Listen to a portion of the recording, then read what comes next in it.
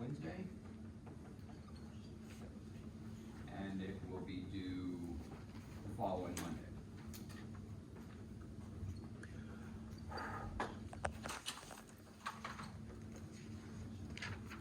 Okay, and this is on sections 3.9, 4.1 through 4.4, and 4.7. We're going to talk about 4.7 today. So. Any questions about that? And it's take home because we're just behind schedule and we need to, I can't spend an entire week getting ready for an exam and having an exam. Yeah. Have you put in the second app score? That's the exams that I'm talking about that I don't have done yet. So they'll get posted sometime this afternoon. Okay. So any questions from Wilma?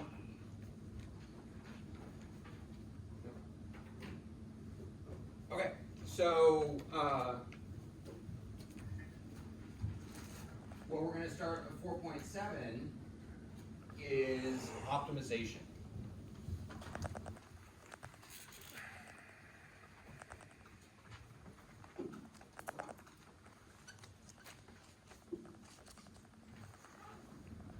And optimization is just finding the best case scenario, or worst case scenario, if that's what we're looking for.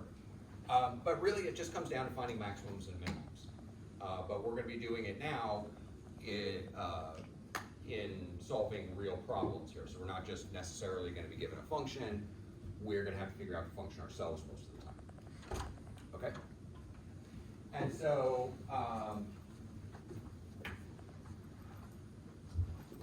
let's look at an example here, and then we'll talk about a strategy for these types of problems.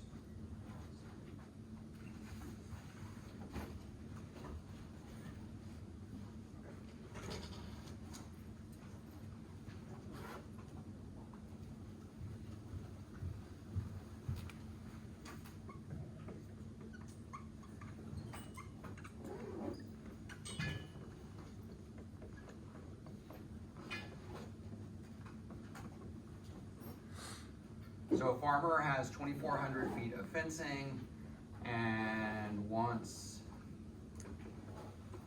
to fence a rectangle along a river.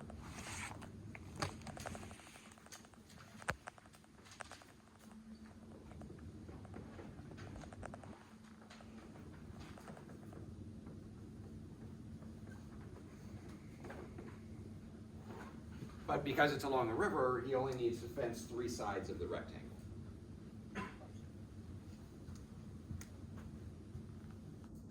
Okay, so there's the river, and he wants to create a rectangular pin adjacent to the river.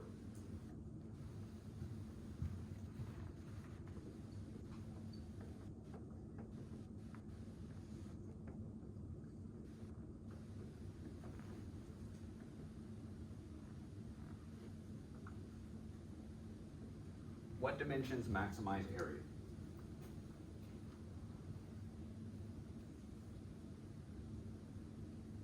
Length and width. Okay, so he could make a rectangle that looks like this. He could do something that looks like this. He could do something that looks like this. And we want to know which one of these is going to give us the largest overall area. Does everybody understand the problem here? Okay. So first step in any word problem is make sure you understand the problem.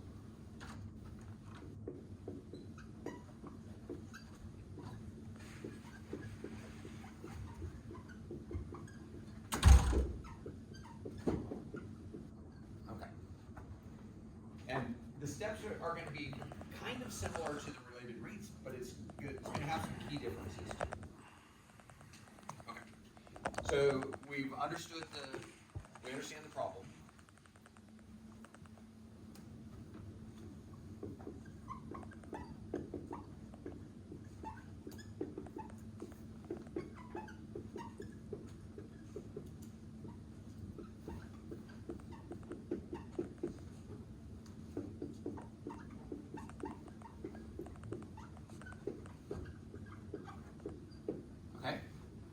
Next, we want to assign variables to any quantity that could change.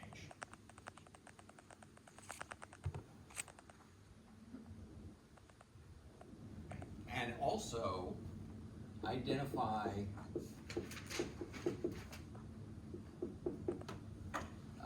the quantity to be optimized.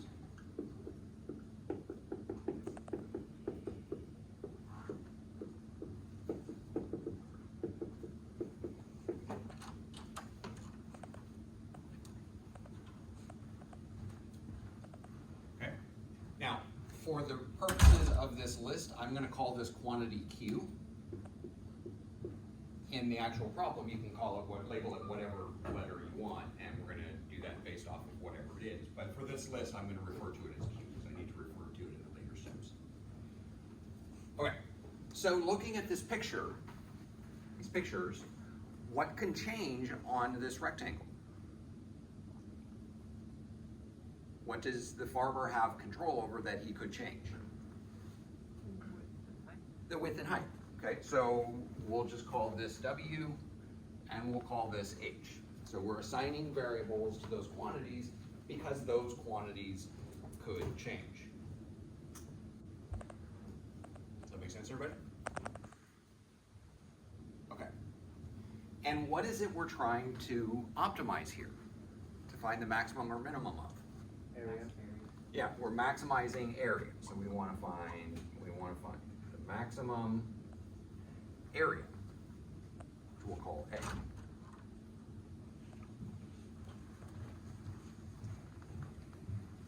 Okay, so we've assigned our notation and we've identified the quantity that we want to maximize. What is the second drawing? So we're making this rectangle. He could make a rectangle that looks like this, or he could make a rectangle that looks like this, that's real tall and skinny, or he could make one that's really wide. It's just to kind of get an idea of what options we have here. I'm going to erase the other two, but that's where those are from. So. These pictures anymore. Okay.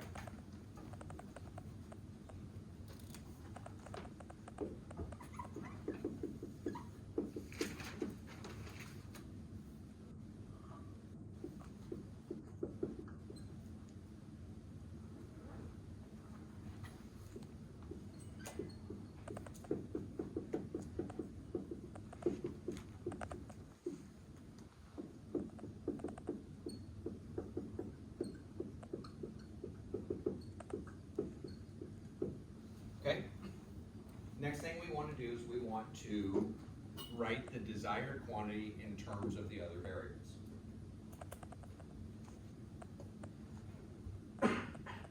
Okay. So A is our desired quantity. Our other variables are width and height. How is area related to width and height? So what did you say about max area? So we're trying to identify what it is that we're maximizing, and what we're trying to find is maximum area. And how did we decide that? Because it's asking what dimensions maximize area. It'll always have, the question will always end up telling you what quantity to maximize or minimize. Okay. So how is the area related to width and height? Width times height equals area. Area equals width times height.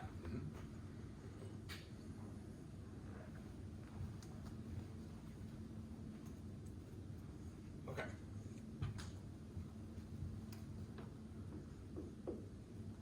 Step 4, this step is really, really important here, and this is the first big difference between the related rates problems and the optimization problems.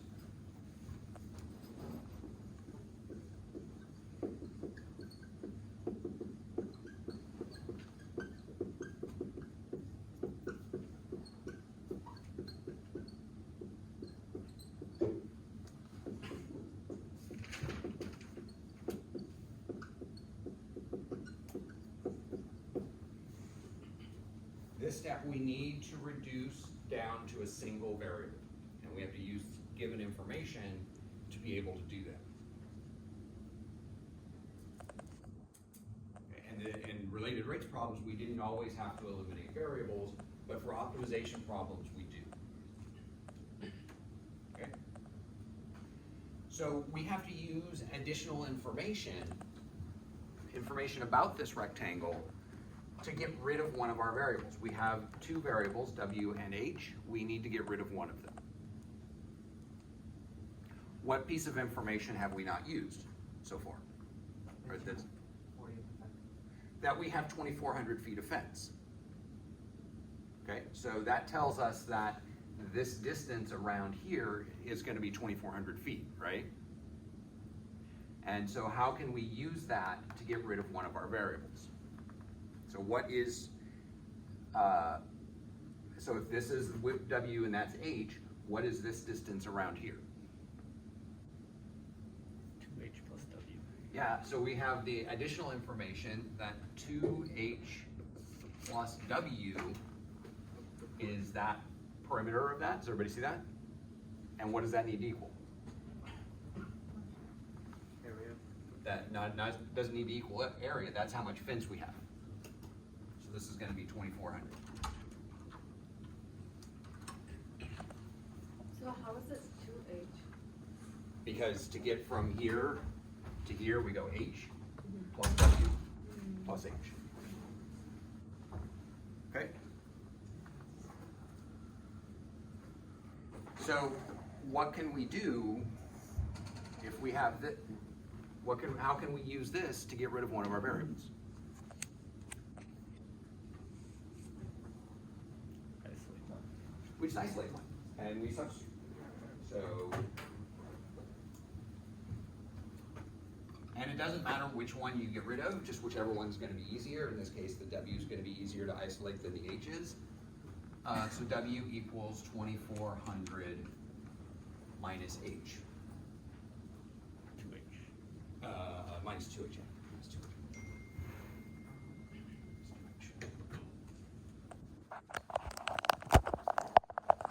Okay. And so now when we substitute